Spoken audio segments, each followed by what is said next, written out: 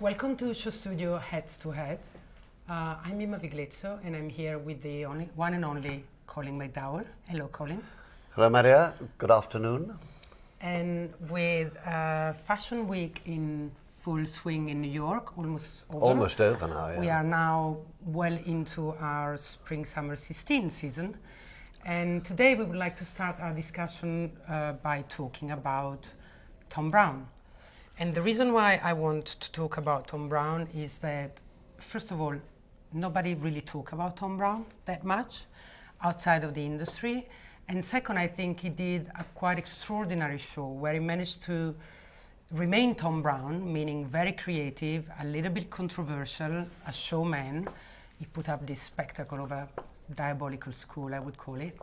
And at the same time, producing a collection that was impeccable, to me, tailor-wise, but also rather sellable. I don't want to use the word commercial because people don't like it, but in a way, this is probably his most wearable, most commercial show to the day. Do you I agree agree with with some of what you're saying, but I do think it gives a very strange message to the ordinary person in the street. You know, this sort of dressing, this sort of layering, has the look of the Mad Woman of Chaillot there. You know, they don't look like real people. Now, the object of fashion, as Dior proved, and Balenciaga as well, was to change our perception of fashion. But this seems to me a very limited and therefore rather timorous way of trying to do it. No woman of right mind would dress like that if she were over 30. Let me just say this. I didn't interrupt you. Okay. Now, sorry. If you take the elements, which of course everybody does, no one walks out in all of that gear, then there are some very nice things. He's a witty man, I think, and I think he's a thoughtful man, but I think he's a little self-regarding. I think he thinks that he's rather more special than he is. As a fashion historian, when I look at anybody's designs, I was going to mention some names there, but I won't, some of the most avant-garde, you know that in 10 years' time, they'll only be in fashion books. They won't have had any real influence at all. And in 20 years' time, they'll be completely dead. Because we're pouring out fashion designers, and so they've got to find room. So people are pushed aside very quickly. I don't think this has anything of longevity in it. And this is one of the things that really worries me about fashion. Can I stop you here? Can I just say that? I just want to say this. But this is very interesting for the longer discussion. Yes, but let me just say this. I think the problem is that everybody now thinks of one season, make it exciting, make it marvelous, get all the... Whereas you have to have a continuum. You have to... It's like Picasso suddenly thinking, no, I'm going to go completely plain and like, I don't know, Ben Nicholson or somebody like that. It doesn't work that way. That isn't what creativity is about. This is games playing. Now I'll finish. Well, no, it's very interesting to listen to you. However, I think that what you said, it's true in many cases, but I think Thom Browne doesn't deserve that because I think there is of course an exercise in styling here. He's showing his own point of view. He's trying to make a point very strongly. I mean, the school, the legs of the teacher underneath the school, the geisha meets Kill Bill meets, you know, preppy schoolgirl sitting there. However, if you look at the actual clothes, they are fantastic. There are amazing coats. There are very beautiful capes, superb pleated skirts that are of every length. Probably that was the teacher underneath the school that just I was thinking it was Tom. And I think that if you take away the styling, you can wear all of these. Of course, not all together. I mean, he also layered it in like 5 layers, but those jackets can sell like hot bread and they can be worn forever. Oh. I think there is longevity in this, much more than usual. How funny you call it hot bread. We talk about them selling like hot cakes. Sorry, because I'm translating from my language. And we call it bread. So. Well, let's think a bit more about this. Those coats are real statement coats. Twice, when you wear one twice, People say, oh, here she comes, that bloody old coat again. You know, we've seen enough of it. The essence of chic is to just give people the idea, you have chic. You give people the idea of you looking elegant and everything, without any one item leaping out and hitting you. These are real showbiz, hit them in the eyes sort of business. And it's very American, of course. It works for the runway, but I don't think you're right. I don't think they'll hot cakes or hot bread. I don't think they will sell particularly well. Well, I think we'll they're too see, silly. but you know, but Colin, I mean, patterns are too you love, rightly enough, John Galliano a lot, and some of his, you know, things were very recognizable, very one season, and yet, you know, that was John They Galliano. weren't one season. One of his problems at Dior is that he kept developing what he was doing, and people used to come out and say, oh, it's the same as last time. And also, you must remember, John's job there was not to send runway clothes, close down the runway which were meant to be sold. That isn't what it was for, you know? Now, I'm a bit worried about the layering as well. It just looks as if somebody said, well, let's put that one on there. Layering, it's like a bit of architecture. It has to have planes working with each other. I mean, look at the middle one. I love it. I can tell you love it. I can tell you. Absolutely adore. It's Can you also tell me tailored and why? masculine, Can you which, tell as me you why? can see, it's rather my style. So I love that embroidery. I love the shapes of the coats. I love the tailoring of the undercoats, the jacket. I even like the tailoring. Of course, I cannot go around dressed like this with socks up to my knees, but I wish I could. Oh, no, that's just the styling part. No, I think but the layering as I well. think that. I like the severity, yet, I mean, Can I ask you a the question? blossoms, the flowers, the Japanese embroidery, the delicate pastel colors. Yeah, It's quite yeah. extraordinary. Who do you think will buy them? Me? What age group? Because they'll probably be very Well, expensive. yeah, they're very expensive. But if money wasn't an issue, this could be bought from 18 to 80, because you can wear it. Well, if you were with your own Iris, style. Iris will be buying it like mad, I'm No, sure. but I mean, that You coat, know. 17, I mean, if you're an older woman, you wear it in an older woman way. And if you're 17 years old, maybe not the cape on look 18, but I think anybody can wear this. You must live a very sheltered life, I think. Do I? I think you must, if you think that they have a universal appeal. And after all, high fashion But does that matter? doesn't Exactly. necessarily have to have Does a that high matter? appeal. But on the other hand, money has to be made. No, I was disappointed in this because I felt that his menswear has become stronger and stronger and absolutely... That's what it was born for, right? Absolutely leading. It's a real leader approach. This isn't. This is sort of... Oh, God.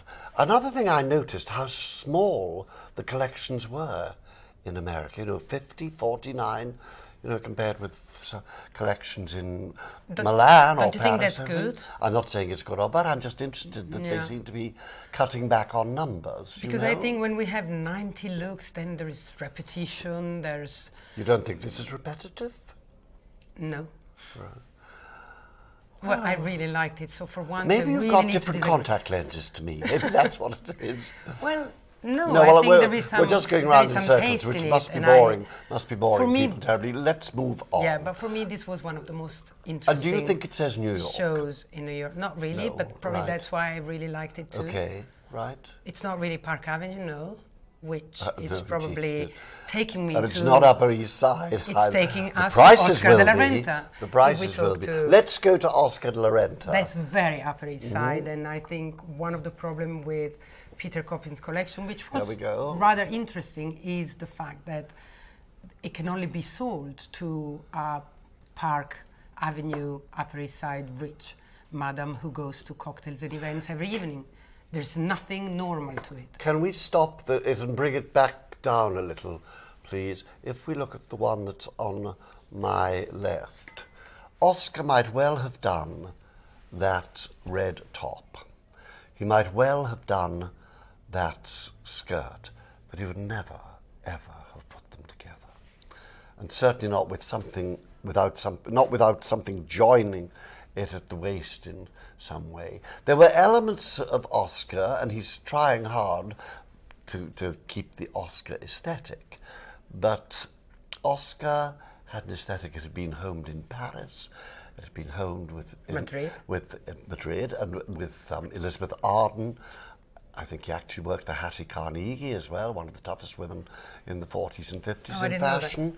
And these aren't clothes for mature women, I don't think. But look at that one. Well, that's very mumsy, the one on the right-hand side. Even on a model, it looks lumpy. That's because it hasn't been properly cut, in my opinion.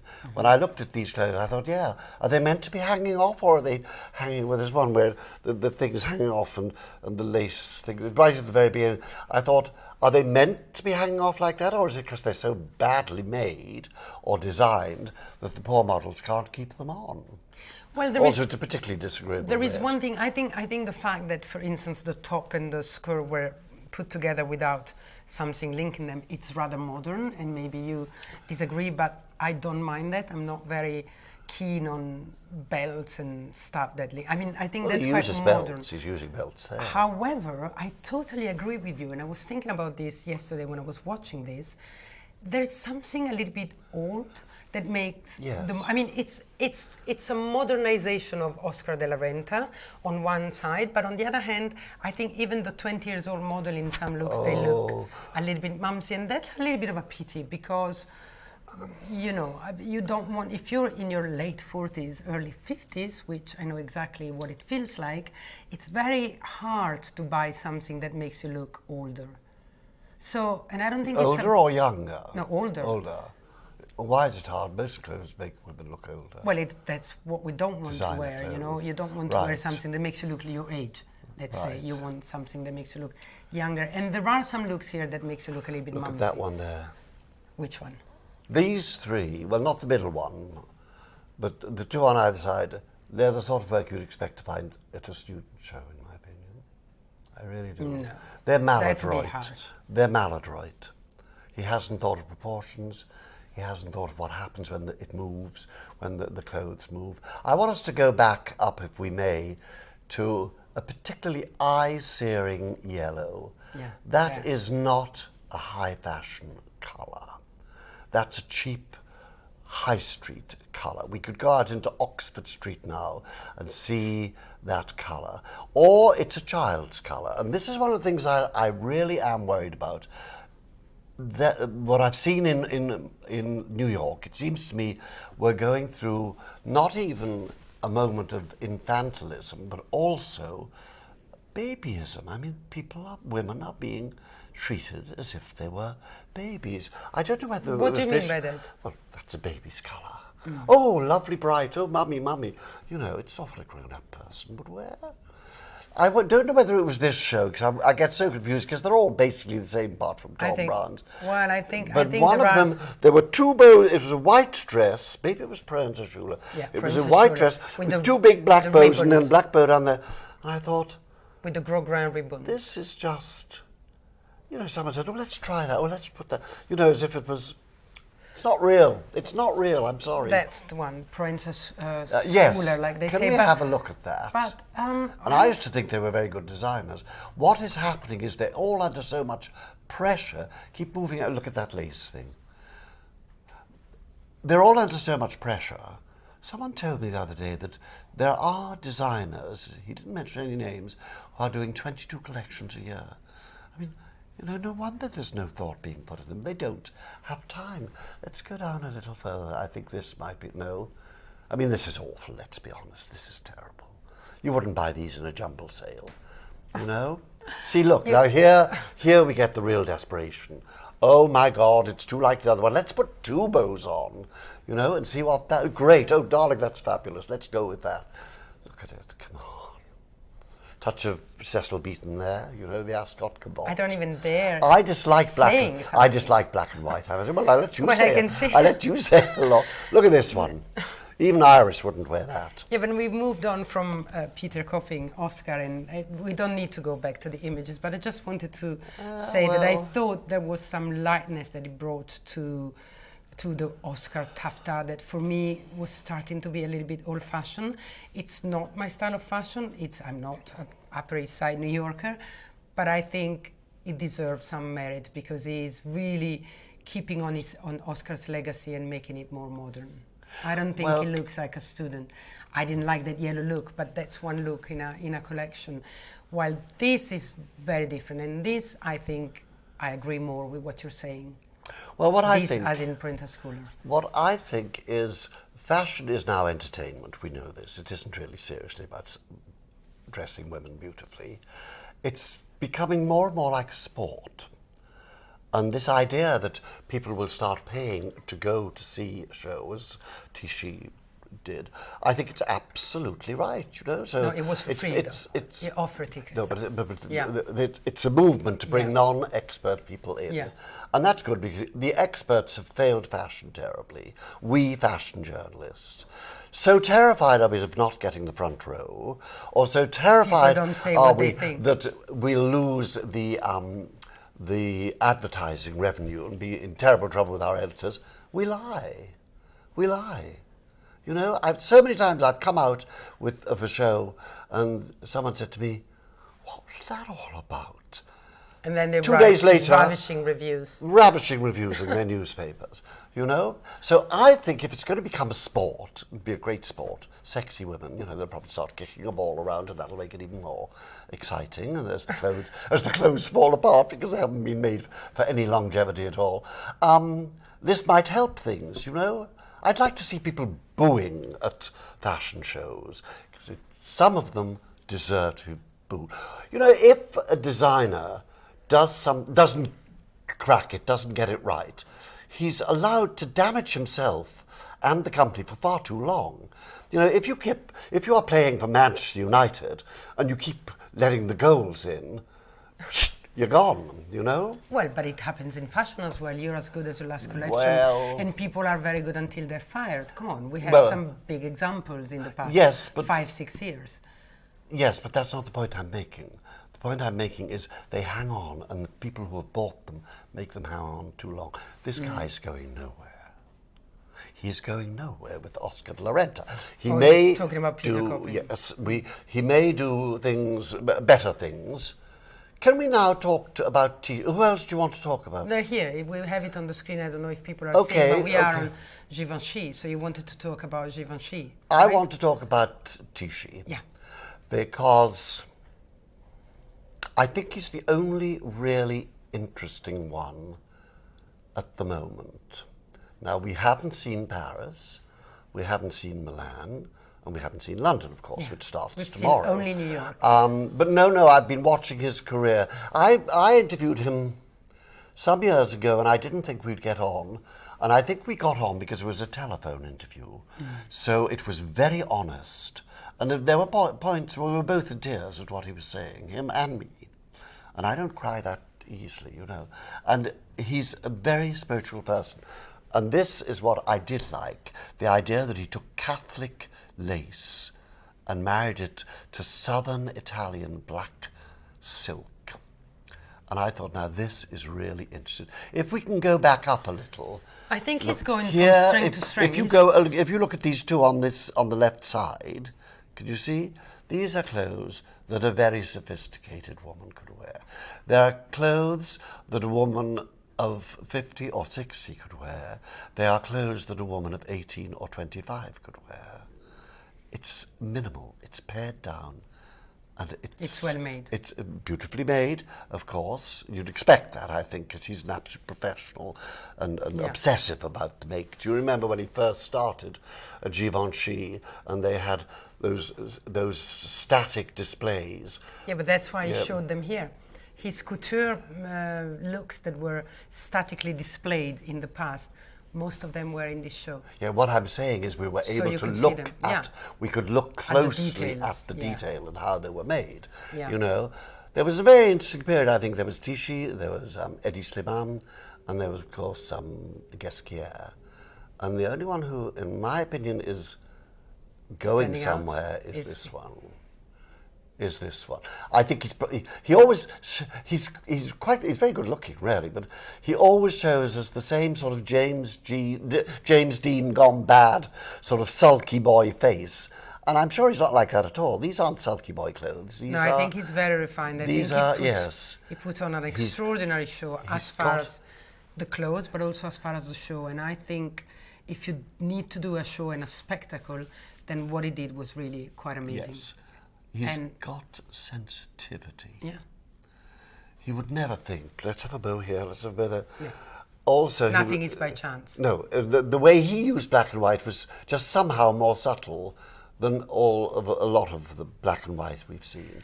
I liked it very much. He had some of his greatest hits, so the thing that he's done in the past, the theme that is presented in the past, and some people criticize him for that. They say, why do we need to see this? But I thought, first of all, it was an anniversary. First of all, it was his opening of the first store in the US, and so I think it makes sense to present some what you have been and what you are. But I wasn't disturbed by that. Were you? It was lovely to see them. Lovely to see beautiful clothes. See, that dress there is a beautiful dress. That's the sort of thing we should have been seeing at Oscar de la Renta. But that's not Oscar style at all. No, not the style, but the quality of it. You look at that and you look again because you know it's quality. And I'm just very worried about the fact that experts don't know about quality anymore. The press don't know about quality. I'm not quite sure what they're writing about half the time. They're writing about the fact that someone, just by accident, the day before the show, has sent them the most beautiful and expensive bag. No, they wouldn't do. Listen, they wouldn't get out of bed for a bunch of flowers. But I mean, can you really tell from a photograph online that it's bad quality? I mean, do you talk about the fit, the way it falls, the way it... Because absolutely, the way it moves. Sometimes even when I look at... A still photograph isn't so good, but can I tell you something? No, I need to finish my sentence. All right. Well, sometimes I look at a show picture by picture. I'm like, I don't really like it. Yeah, that's not the way to... You look and at then the there film. is a streaming. Yes. And I start having a different idea because I see a movement. And for instance, the Oscar de la Renta one did that to me. I was looking at the picture, I'm like, And then I saw it in movement and I changed my mind. And I don't think it's bad quality. But I'm not an expert like you, so I don't know. Can you really tell without touching it, without seeing it? Yes, because I used to work in fashion. I worked with couture for years. I know from what I know about fabrics and everything, I know whether they're right or wrong. It's quite hard to put it into words always, but I know even before I see the moving picture, and you've got to see the moving picture. This is just very sterile. It's very difficult. So static. You don't see the back, you exactly, don't see the movement. Exactly. And I think that this is what's being forgotten now. It's really just a little drawing from the front. I've been in studios and I've seen the drawings. There's no side view, there's no back view, just from the front. Oh, that's nice, So how does the back happen then? Oh, well, sheer luck. No. We've got to fill the back. No, I'm being cynical That's there. a bit too What much. I'm saying is there's not enough thought, there's not enough care, there's not enough self-belief. They're all watching each other. And I think this comes from their education. I think education, particularly in London and New York, is very bad because they're always being taught by people who have failed. People who go into colleges are people who have failed. Lagerfeld doesn't spend a whole term in a college, neither does Armani, neither does Ralph Lauren, because they haven't failed, they're doing the job. I mean, you meet some terrible people in fashion schools, I can assure you. They know nothing and they're so cynical they don't care. I would close them all. Have a moratorium on fashion education for 5 years and I bet there'd be a difference. So who would if you think of all the great designers, none of them went to a fashion school. None of them. Not one. Well, John and Lee did. Well, I'm not sure whether it's too early to say whether they're going to be great. I'm measuring against thinking about the Givenchy and the Balenciaga, or even further back. They didn't. They never went to. They all learned it on the cutting room floor. They learned it by picking up pins and things like that. They didn't learn it from a lecturer who had probably never had a little business for 2 seasons and then lost it because they weren't good enough. And so someone says, oh, poor so-and-so, we've got to help her. Well, we need someone to teach design. That's... But listening to you, Colin, I feel that you are saying that fashion is dead. I mean, maybe... it ain't in a good place. But can I say something? I had Yes. a lovely talk with Nick Knight recently on a stage, and I was having a discussion with him, and he said something very interesting. He said, photography as we had known it is dead. It's not a bad thing. What we do now is image making, and it's a different thing, and we have to do it well in a different way. So I'm saying this because I also think that the world has changed, consumption has changed, people have access to fashion via social media and also via the high street that imitates it and sell it for cheap. So don't you think it's normal that things have changed and it's not Mr. Balenciaga anymore, but it's, I mean, it's not dead, it's just different. I don't want things to stay the way they are. The problem with so many of these things is they're looking back. There's no looking forward in any of this design. That's my problem. I don't want people to design like a Balenciaga. I mean, it would be ludicrous. These were clothes for a completely different period. But the thing about Balenciaga, he didn't look back at Vionney or Chanel and think, well, that's what I must do, but I must alter it a little bit. He thought, what do women want? What do I want to do with cloth? But don't you also think that it's very difficult today for a designer to come up with fresh and new ideas because we are bombarded by images? So we're, of course, influenced, and we have this, inevitable influence that sometimes doesn't mean I mean, some do copy, and that's quite sad, but some others, they just actually influenced by what they see and what they see, even if they don't want to see it. And so it's completely different. I mean, at the time of Mr. Balenciaga, there were 5, 6, and secret. I mean, you would see them only on elegant women if you were lucky enough to go to the opera. Now you see it everywhere. So how do these guy or women reason? How do they come up with new ideas? How can they be fresh? And I just think they have to be relevant and modern. They have to move on and look what happens in the street and give us something we want. Do you think this is modern?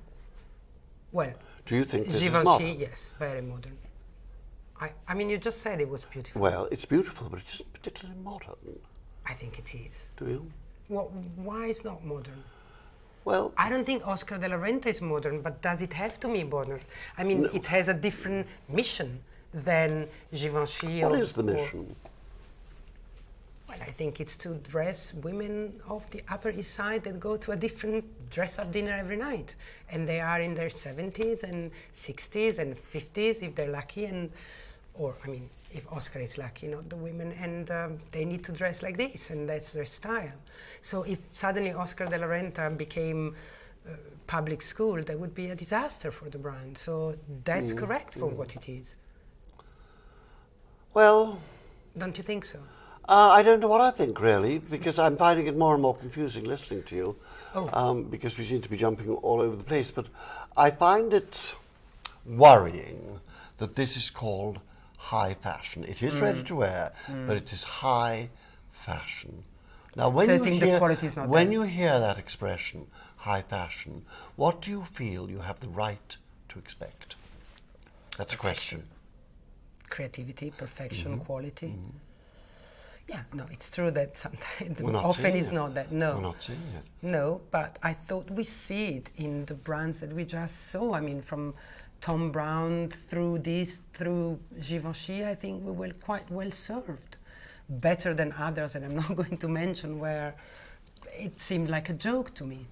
But you don't seem to have found it anywhere. Well, I think Thom Browne was a joke, but that's okay. He's a joker, but his jokes bear fruition, you know? Yeah. He put guys in shorts, he put guys in shoes without socks, and we all thought, how ridiculous is that? It's everywhere now with young guys. It looks great, you know? So maybe he will develop this, but I'm rather doubting it. You know, and if you look at those 3 there, to go back to this, there is one in the middle which every woman could identify with. But that look has been around for a very long time in America. It's, it's not new. No. I feel very sorry for designers because I think they're chucked in. They are paid so much money. And we all know the old saying is, once you get used to a certain standard of living, you can't drop it. So they're desperate to keep going. And because of the terrible prestige wars there are now about big labels, the labels keep them going too long. This was the case with poor John.